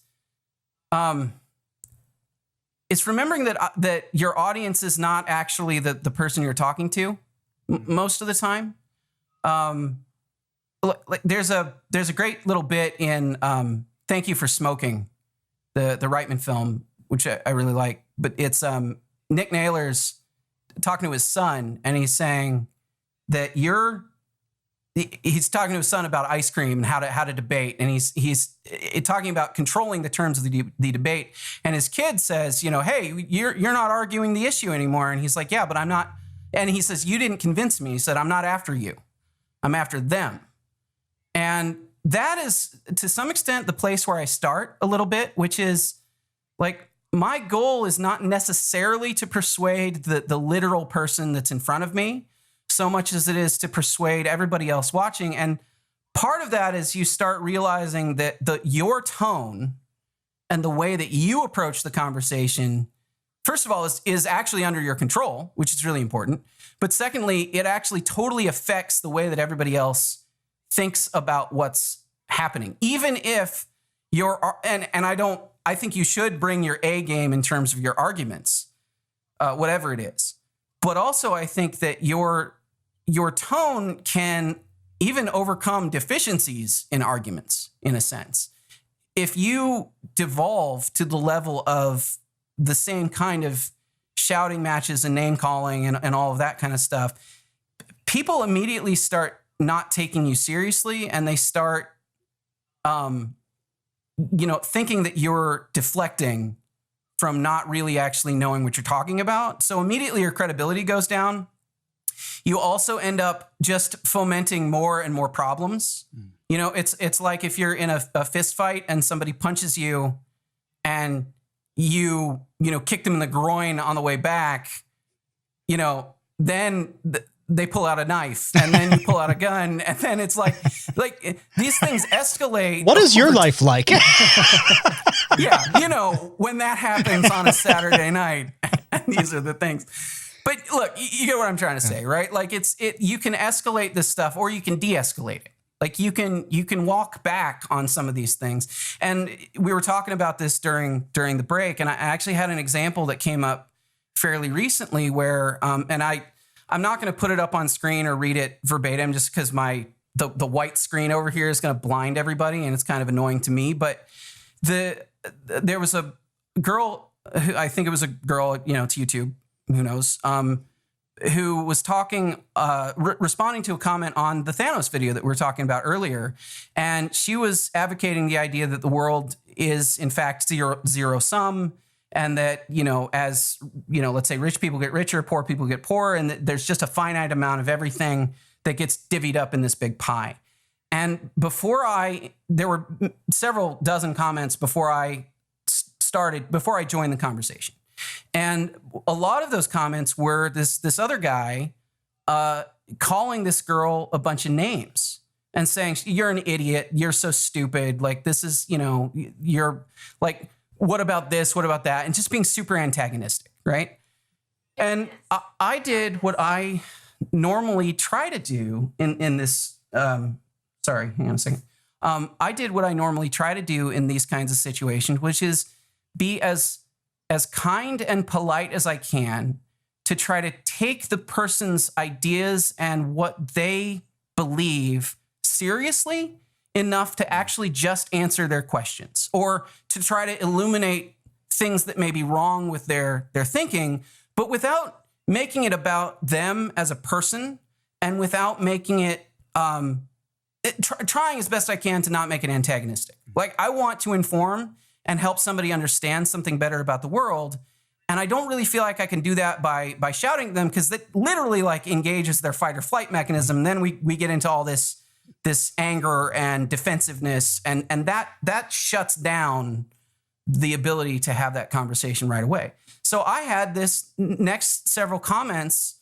I had this great interaction with her that ended up with her saying, not only that, well, I guess you're right, the world isn't zero sum. So she came around to my perspective, but also she ended that comment by saying, hey, you've given me a lot to think about. Thank you so much for treating me with respect. And that was, first of all, that's exactly what I want to see all the time on this kind of thing. It also opened the door to me to encourage her in a sort of a low pressure sort of way to watch a documentary that we made that I'm really proud of, that gets at some of the issues that she was talking about global poverty and stuff like that. But then the coolest thing about that exchange was that afterwards, another commenter came in and said to the guy who was insulting her, said, hey, commenter, look at the interaction that person had with Fee, and look at how much they got out of the exchange. Do you think that your insulting people was actually helpful? And that's the coolest thing in the world to me, because not only did I actually end up sort of persuading, or at least getting the person who was against our ideas to think differently for a minute. I mean, I don't know if this is like a permanent change or whatever, but like it opened the door to a different type of conversation. But it was something that clearly got seen by everybody else and set the tone for how I hope they might interact with other people in the future. So that would be like the ideal for me. And it's tough. Like on Facebook, I deal with people a lot of times who are, persistently horrible in some cases. And I'm not always perfect at like keeping totally calm. Right. I hear what Kevin said, like a lot of people do tell me, they're like, I don't know how you do it. And I think I'm still not great at it. I think I still have moments where like I'll devolve into, it's angry. It's usually somebody that has annoyed you a lot, though. You've got to push buttons for a long time. I've noticed that sometimes it's true. You do like take the gloves off a little bit, but it's well deserved because it's somebody who's like repeatedly like not engaging you in like a good faith way. Yeah, that's kind of my benchmark at this point, is like you have to have made the same showing many times. And I have to have at this point just decided that you're not here for anything productive, because otherwise, we would at least be able to move past whatever it was that we've talked about 100 times before. Yeah. Right. Yeah. And then I get a little bit. I want to get into the last question that you brought up that had to do with economics in particular, and how did it go? It was essentially like, so it actually plays off the answer that Sean just gave, talking about the passion and some of the tone and the kind of fights that evolve on these issues. Somebody asked, and I'm sorry, I forget who it was. It might've been Base Weight. But somebody in the baby gang asked this morning, why, or maybe it was James, I don't know. Why are people so certain that they're right about these big economic issues? And whether they're on the left or the right, there's this level of confidence where they know what the answer is, and they know that you're a complete moron for believing the opposite of that. Where does that come from? Because nobody talks about like pop music that way. Or like chemistry. Chemistry. Yeah. Well, so the chemistry example is one that really resonates with me. And I think it's always been a fascinating thing where you're right. Like people don't go in like hard on like, I know what the, number of moles are in this whatever molecule or whatever, like and here I have no idea if what I said made any sense, by the way. In chemistry I could be completely wildly off, but nobody does that in a lot of areas, and you can see a real big difference when you get into policy analysis and economics in particular. Like people are just so certain that they know what they're talking about. I have thoughts on this, although I don't have anything that's super concrete. I think one of the reasons is because we all, we all exist in the world and we all engage in economic activity to one degree or another. So there's this, I think the only really good way to describe it is sort of a populism in economics and I don't necessarily mean that in like politically partisan way, but in the more literal sense, where it's like whatever is sort of on the surface that everybody can kind of intuit, I guess, is something that they believe to be true. And there's a lot of stuff in economics that just doesn't work that way, because there are a lot of things that have unintended consequences, and there are a lot of things that are that create incentives down the line that have totally different effects than you expect, right? One really difficult one for people is minimum wage is a lot of times a really difficult one. But I'll actually go like, there are studies that show that if you don't raise minimum wage by very much, it doesn't have a tremendously negative effect on unemployment or employment. Sorry. But the vast majority of studies actually show the opposite of that. So what happens is like a lot of stuff in the political sphere, people just cherry pick the one thing that sort of confirms their bias. So if they believe that minimum wage is a great way to improve people's lives, which by the way most economists don't think. Like most economists, and this is not because they don't want to help poor people, it's because they see this as a bad mechanism to actually help people get a higher income. Like there are other ways that are much more effective and don't have the unintended negative consequences of raising unemployment or just reducing the hours worked and all of that kind of stuff. But the vast majority of studies do show that that's what happens. But because everybody's sort of politically bought in already to a different answer, it's very, very easy to just find the one study that sort of half shows what you think it shows, and then just get full on, see, here's proof, right? And I think it's very easy to believe the stuff that you already want to believe. And by the way, I don't want to pick on minimum wage. I think right now we're in a world where there's a lot of support for things like tariffs and other trade barriers with other countries that are coming from a very nationalistic sort of pro-America kind of mindset. And honestly, that's been studied to death for almost 300 years in economics. I mean, it's one of the very first things that Adam Smith and David Ricardo learned about the world was that trade is incredibly important to increasing the standard of living and wealth among everybody in society, and it remains incredibly important. And to put these barriers up is a huge problem. But I've seen this in my YouTube comments. Like people are like, well, China's cheating. China is playing unfair. So we have to do something. And because politically my tribe thinks that it's this, I'm going to go all in on that. And so I end up thinking that a lot of it is like actually people confirming biases and working their way backwards. Okay. Like they've started with the conclusion that this is what I believe, and then they dig their heels in because it becomes a partisan clash at some point. That makes sense. I don't know. I do think that a lot of it does just come down to the fact that like it's so easy to look around and be like, well, I use money. I have a bank account. Right. You know, like I would be better off if my employer paid me $2 more an hour, right? Yep. You know, I would be better off if my company got trade restrictions imposed so that I didn't have competitors, you know. But they're not thinking about the longer term effects. And one of the things that our one of our co-founders, Henry Hazlitt, said that I'm going to butcher a little bit because I'm going to paraphrase, but he said like the bad economist only looks at the surface level effects. The good economist looks beyond that to the third and fourth order effects, the things that happen down the line.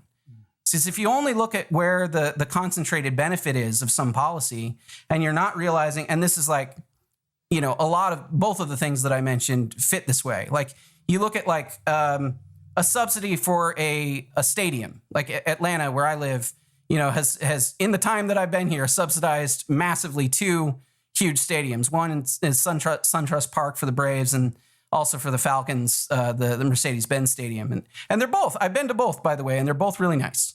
But that is a tremendously visible subsidy going to one entity that has a lot of very specific interest in getting that subsidy.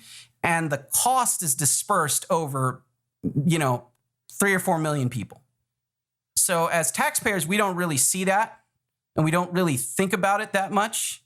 But the stadium is super visible. So we're all like, oh, look, this is great. We see what we did with this. But what we don't see is all the things that can't be done because people are a little bit poorer, you know, couldn't invest in their own businesses, couldn't invest in their own, you know, future. Like couldn't save a little bit more. They couldn't, you know, go back to school. Like there's all those other things that could have happened or would have happened that you never see. So it's, I think, Matt, to answer that like there's a lot of stuff that's just literally really hard to see. So people just go with their gut instead. And that's like hard. And it's like the mission that I have and have had for the last, you know, 10 years or so to try to help people get past that. But it is so hard. Really. You know what they say, when you go with your gut, you've got poop for brains. I've never heard that before. Yeah, Is that yeah. a real thing? Well, I've heard it before, Tabor, but not a lot. Tabor coined it right now. You heard it Yeah, here first. Why did baby gang? Why did I claim that when I could have just said I deliver this wisdom to the baby gang? Right. I actually invented it on the spot. Dave, fix this. Do your editing magic, Dave. Well, Sean, all of this was fantastic. We both love talking to you. Thank you so much for joining us on the Create Unknown. And we'd love to have you back at some point down the road. Yeah. Stranger Things season 4. Anytime. I would. I'm not satisfied that we got to the bottom of my Stranger Things hatred. It's not hatred. It's just disappointment. I think we need to dig deeper into the personal psychology of this. Actually, I'm intrigued. I think we need to get into more about what really, really bothered you about this. I just was hoping that was going to be like my favorite show of all time, and it really ended up not being that. Fizzled for you, didn't it? It just hit a brick wall. If it's any consolation, one of the first Out of Frame videos I did was on Valerian. The movie by Luc Besson. I remember you, watching that. And I love the comics. I love them so much. That movie broke my heart. The movie was so sad. Oh man, so I feel your pain. Yeah, I really do. Oh well. It's the price that you pay for being a dreamer and lover of stories. It's how I felt at Rocky V after the masterpiece that was Rocky IV. Touch me and I'll sue. All right, Sean. I'll talk to you later, bud. Thank you so much. All All right, guys. See you later. All right. Sounds good. See you, Space Cowboys.